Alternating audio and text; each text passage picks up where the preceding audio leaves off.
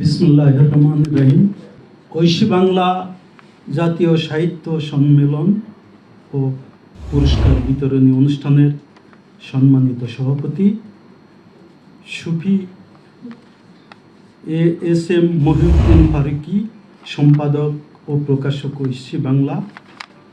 প্রধান অতিথি এম নাজিমুদ্দিন আল আজাদ, সাবেক মন্ত্রী ও চেয়ারম্যান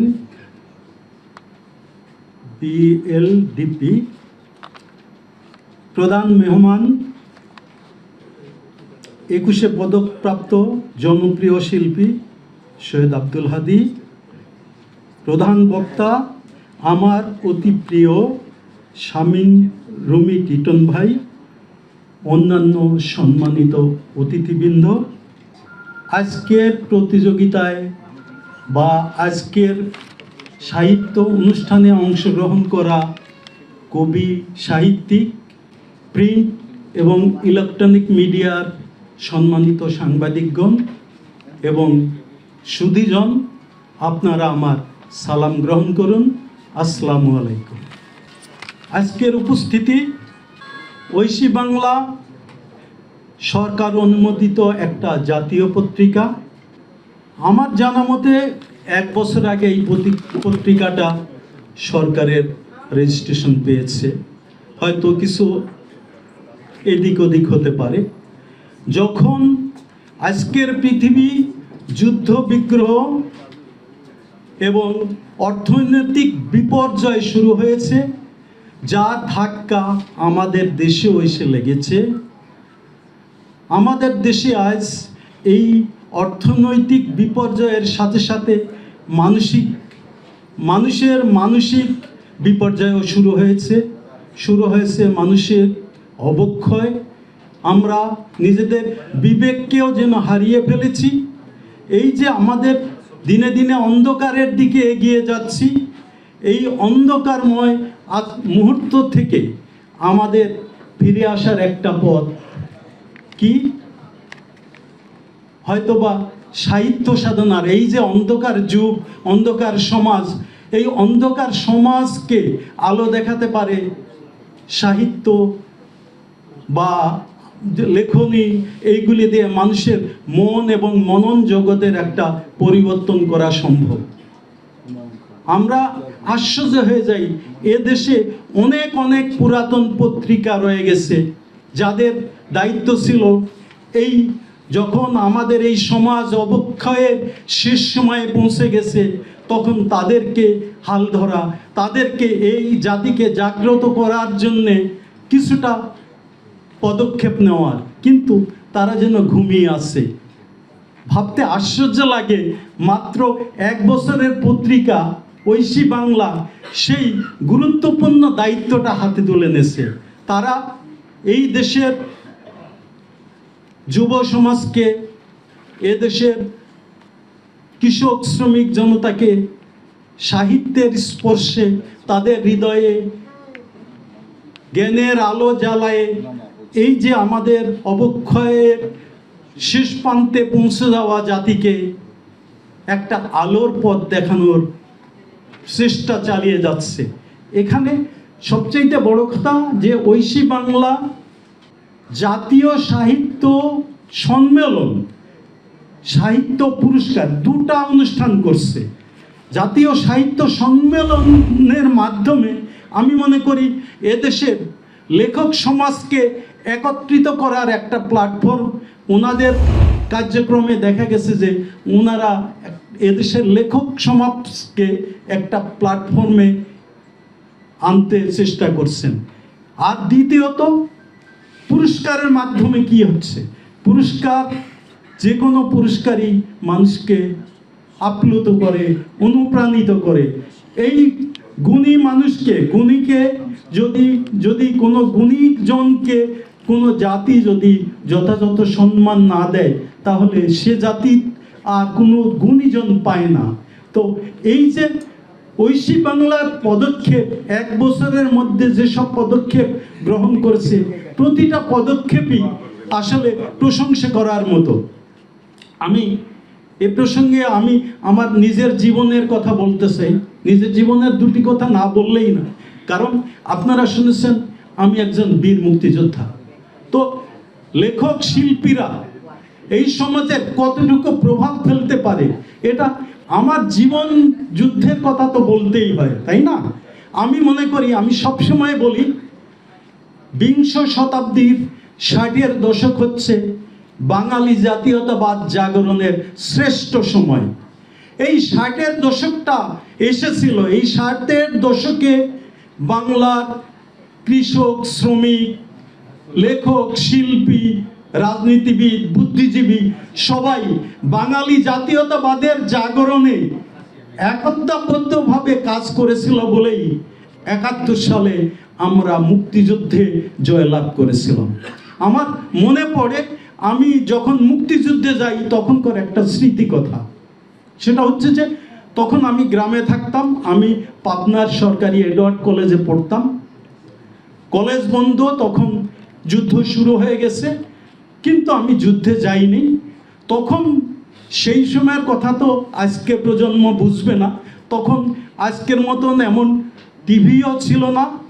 এমন আমি জানি যে আমার পাবনা শহরে একটা টেলিভিশন ছিল তখন, সেই সময় পাবনা শহরে একটা টেলিভিশন ছিল, আর গ্রামে কোনো গ্রামে রেডিও ছিল একটা দুটা, আর সব কিছু মানে এই আজকের মতো চায়ের আড্ডাও ছিল না, কোথায় কিছু ছিল না। কিন্তু যুদ্ধ যখন শুরু হলো তখন আমাদের গ্রামে একটা মাত্র রেডিও ছিল। গ্রামের সব লোক প্রতিদিন সন্ধ্যায় ওই একটা আম গাছের নিচে বসে আমরা স্বাধীন বাংলা বেতার কেন্দ্রের অনুষ্ঠান শুনতাম। সেই বেতার কেন্দ্রে হঠাৎ একদিন আমরা কয়েক বন্ধু, আমরা কলেজে পড়ি 3-4 জন বন্ধু, তারা একটা গান শুনলাম। সেই গানটা হচ্ছে, তীরহারা ওই ঢেউয়ের সাগর পাড়ি দেব রে, আমরা কজন নবীন মাঝি হাল ধরেছি শক্ত করে রে, তীরহারা ওই ঢেউয়ের সাগর পাড়ি দেব রে।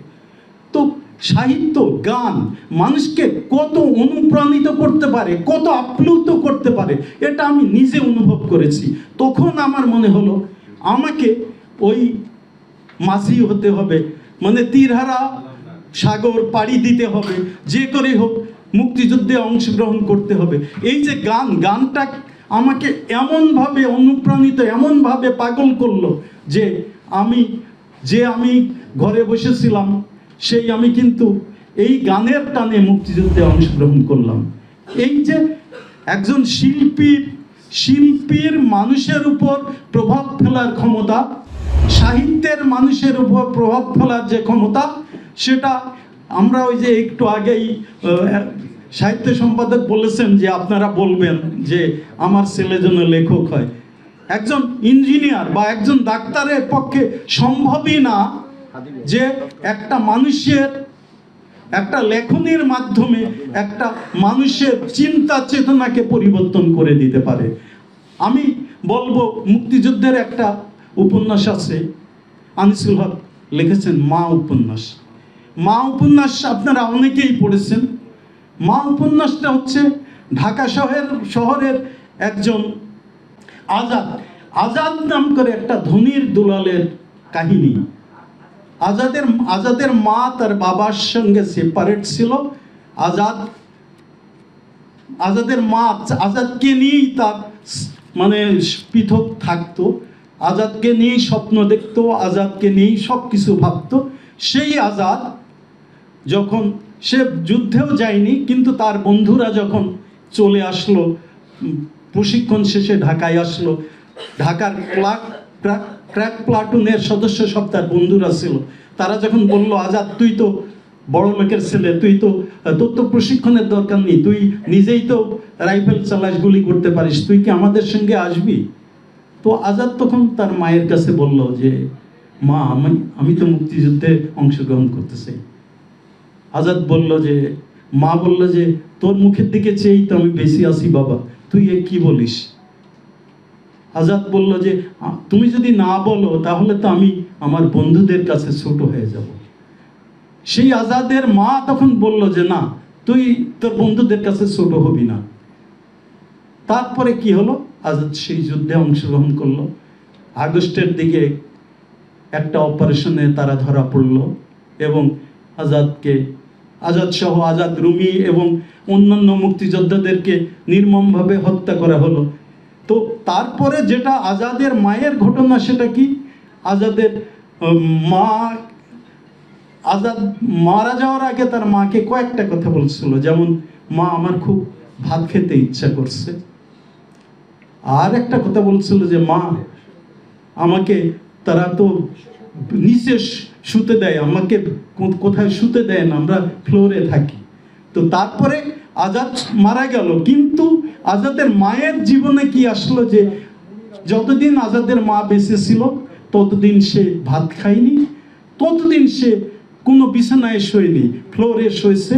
এবং এভাবেই আজাদের মা আস্তে আস্তে চলে গেছে।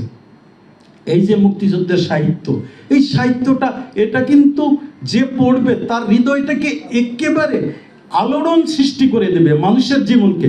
আমি মনে করি বক্তব্য অনেক বেশি হয়ে গেছে, আর বলতে চাই না। আমি শুধু বলবো ঐশী বাংলা এবার শুরু করছে, আমি খুবই অনুপ্রাণিত। অনেক পত্রিকা যা করেনি ঐশী বাংলা তা করেছে। আমি চাইব আগামী বছর থেকে এটা যেন নিয়মিতভাবে এই অনুষ্ঠানটা চলে।